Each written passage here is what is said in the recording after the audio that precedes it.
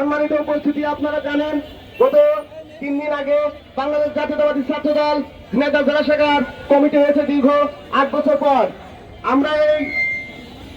আমরা দীর্ঘ 17 বছর ফাঁসিবাদ বিরোধী আন্দোলনে এই সাহেব ভাই, বক্তের ভাই, সালাম ভাইয়ের নেতৃত্বে আমরা এই ঝিনাইদহ রাজপথে সংযুক্ত করেছি। সম্মানিত উপস্থিতি, আপনারা জানেন যে ঝিনাইদহ জেলা ছাত্র যে কমিটি হয়েছে, আমরা 2 গণতন্ত্রের সাবেক আহ্বায়ক ছিলাম। এই কমিটিতে আমাদেরকে ষড়যন্ত্রভাবে বাদ দেওয়া হয়েছে।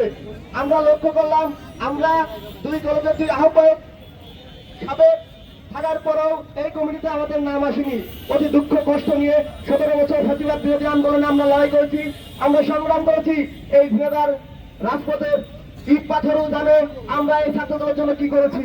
আজকে অতি কষ্ট নিয়েও বলতে হয়, এই জেলা ছাত্রদের জন্য আমরা এমন কোন কাজ নাই, আন্দোলন সংগ্রাম এমন কোন জিনিস নাই যেটা আমরা করিনি।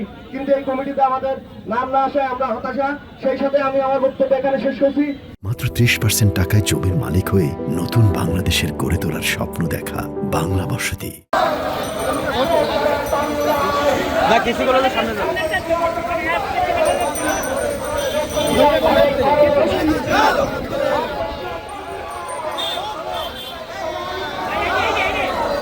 এই ঘুরান ঘুরান